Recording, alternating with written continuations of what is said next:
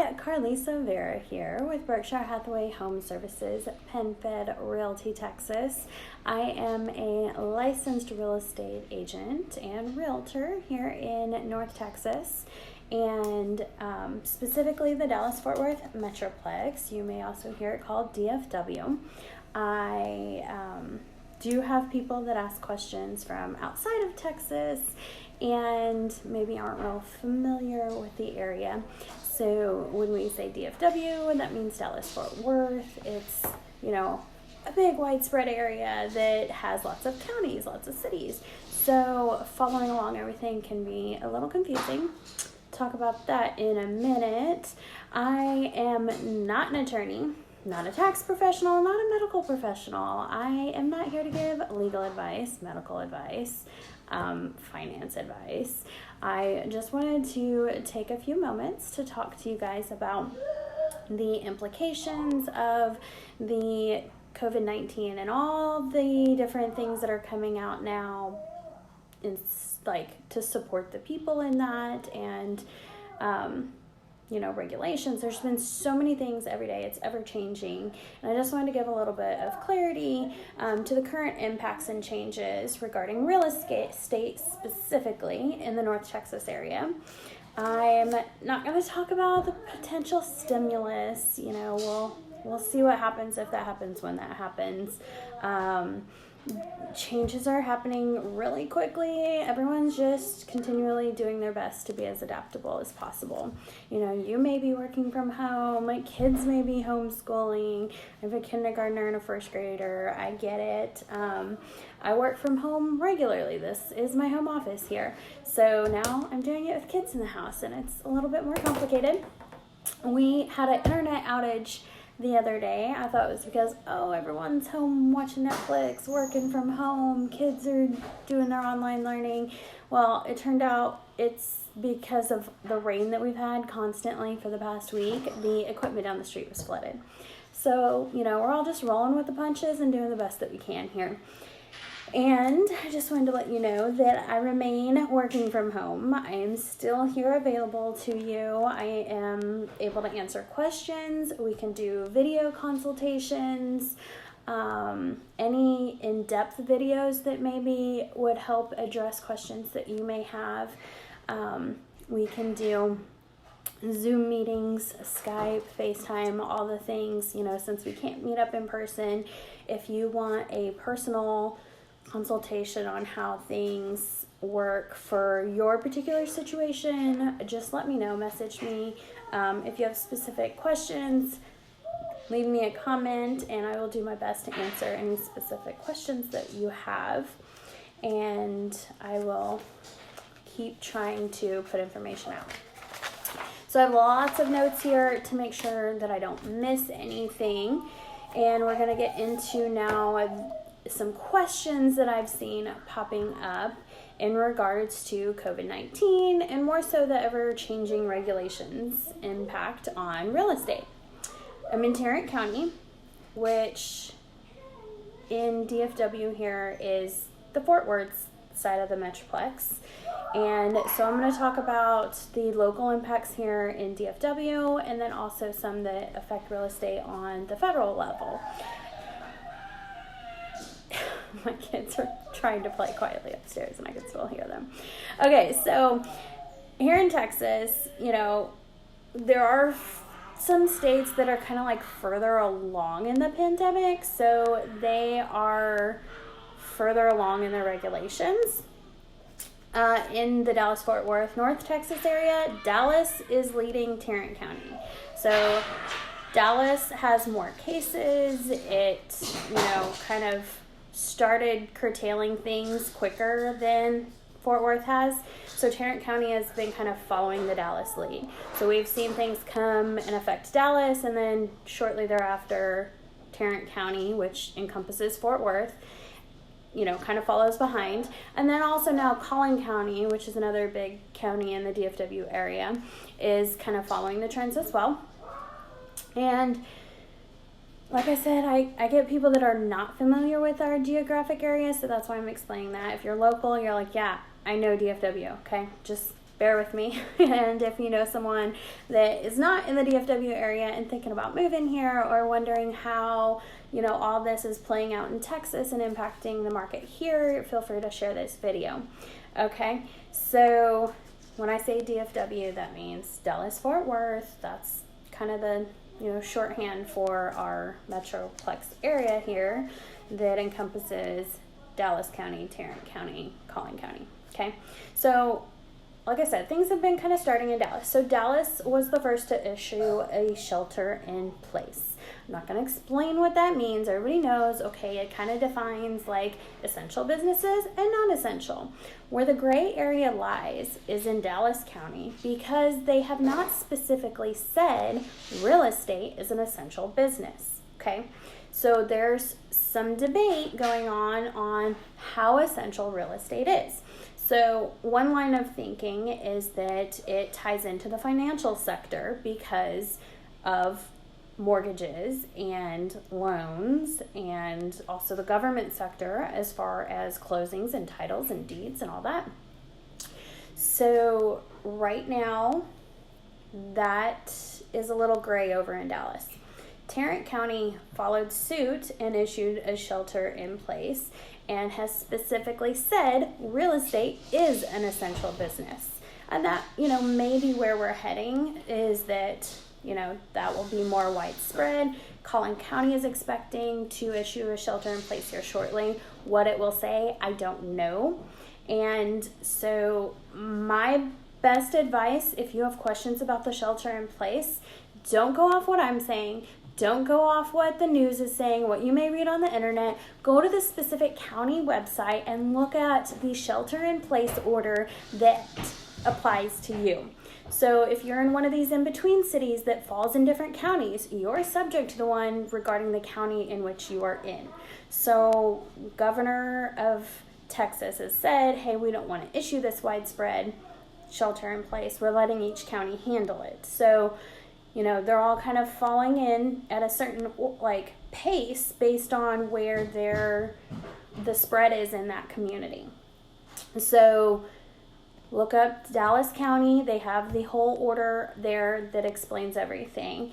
And look up Tarrant County if that applies to you, the whole order there. If Collin County issues it, again, they'll have the information on the actual county's website. News places are going to interpret things. Don't take my interpretation. Go read it for yourself. Okay. In addition to that, because of the lack of clarity regarding Dallas, and the Texas Association of Realtors has requested that the governor declare real estate as essential. So to clear up any gray areas, and if it becomes a point of a statewide shelter in place, the Texas Association of Realtors is petitioning and has requested that the governor declares it essential so that there isn't this kind of confusion that's lingering in Dallas right now. Okay. In addition to that, the Texas Supreme Court has issued that no evictions can take place prior to April 19th.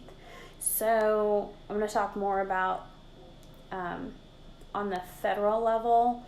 You may have heard some things regarding foreclosures or evictions. We'll talk about that. But Texas-wise, the Texas Supreme Court has issued on that as well.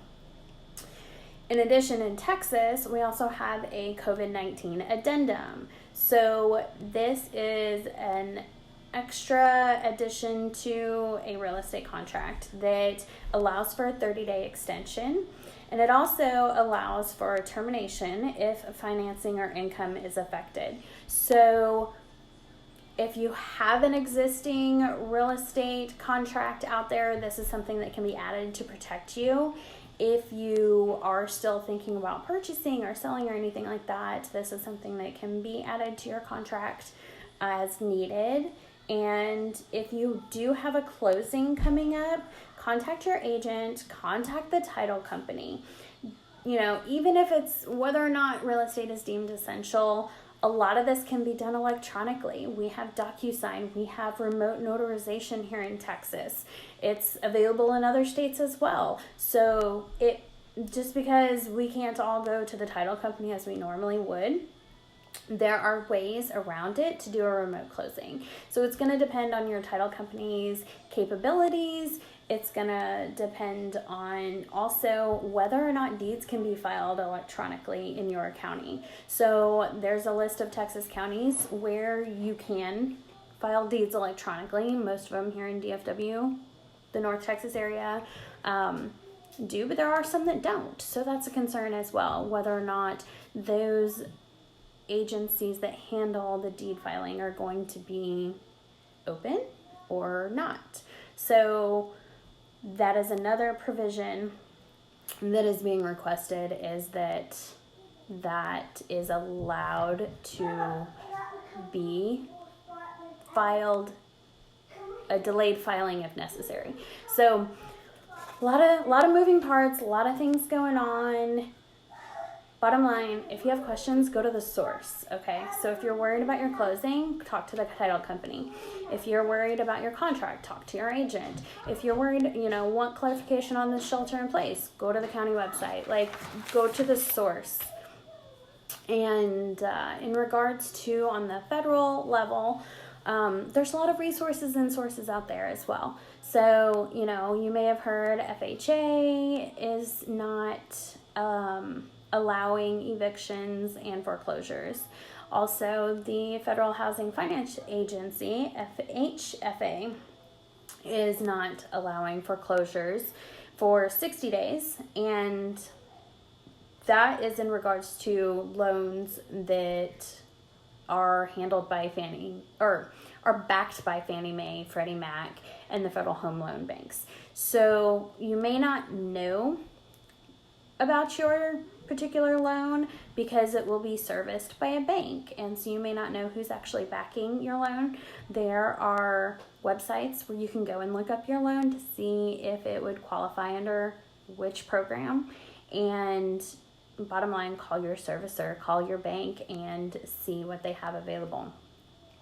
Because the FHFA that oversees Fannie Mae, Freddie Mac, and the Federal Home Loan Banks, they also have declared that you are allowed forbearance up to 12 months with no fees and no delinquencies reported to credit bureaus. So ordinarily, if you're in a financial situation, there you can call your bank and request forbearance, request loan modification. Like, you could always do that.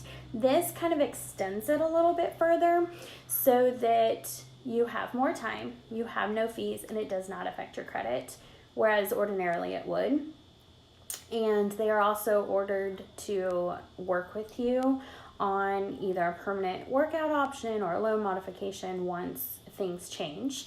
So if you specifically need something during this time, call your loan servicer, call your bank, and specifically tell them that this is in regards to COVID-19 so that you will be placed into the correct program, because these additional resources and options are available for those situations specifically. They have also asked for flexibility on appraisals so that appraisers aren't necessarily having to go into all the houses. They can do more of an exterior appraisal. They're also doing modifying the employment verification process. So if some businesses that are not available by phone, they can verify employment different ways. So there's a lot of little things being done, and as the needs change, there's a lot of changes going on. But that is kind of where things are now in regards to home loans for single family, residences. There's also just recently, today I believe it was, they have called for a forbearance option for multifamily loans as well.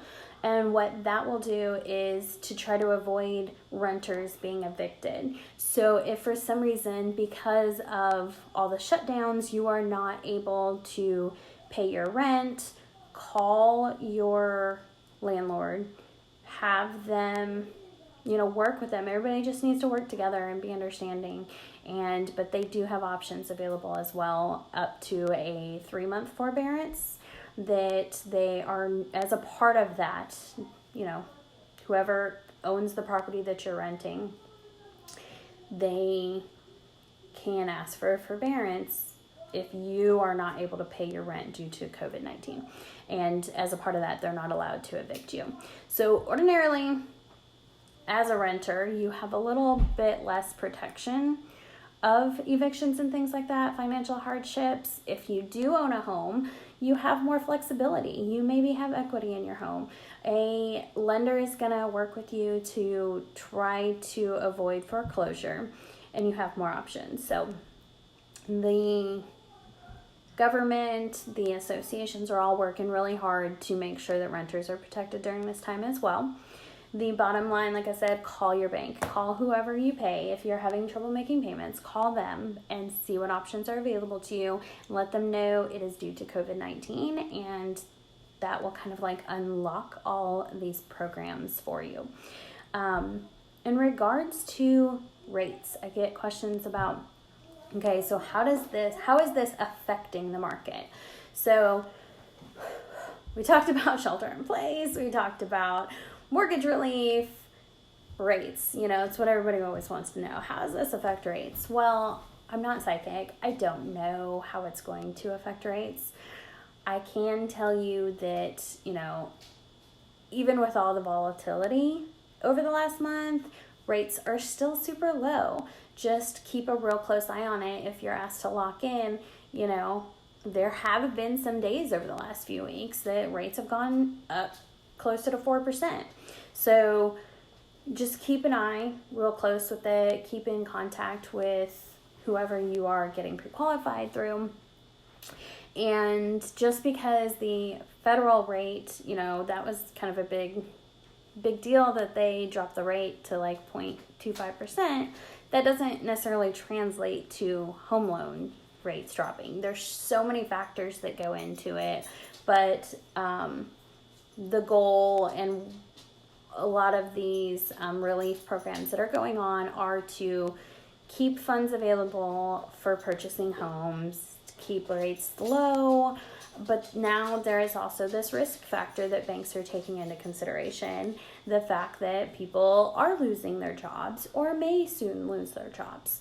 So there's a lot of things going into it. If you have questions about your specific situation, if you're looking to buy or sell, let me know and I'll be happy to kind of consult you as far as your particular situation. People are still buying houses. Inventory was low before all of this, and it's gonna be low for a while, but rates are low too, and people are still looking to buy.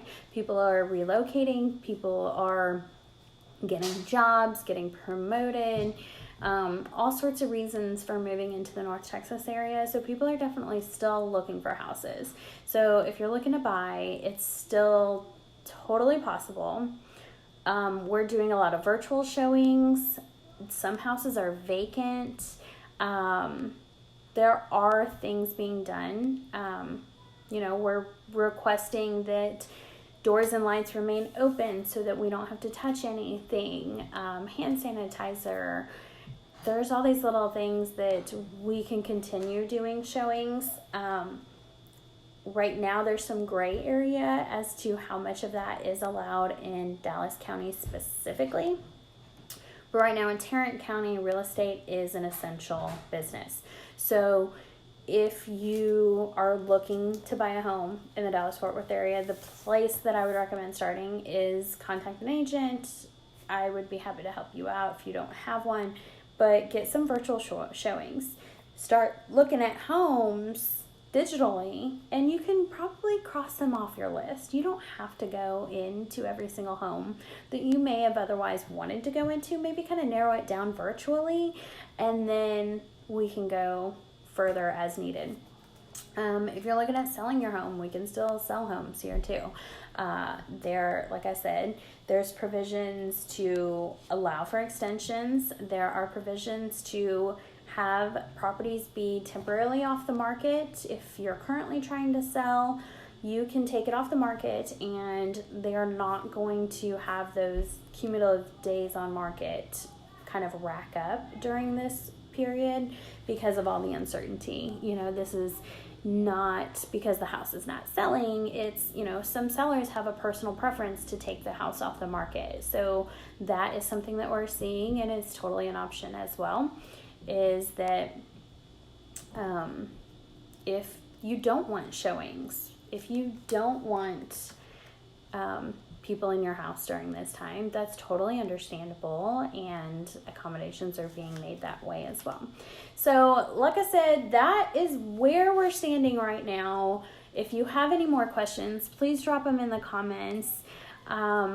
Please like my page, subscribe to my YouTube, and I am going to keep trying to provide you information. I can drop some links for you guys to get the information firsthand. Don't take my word for it.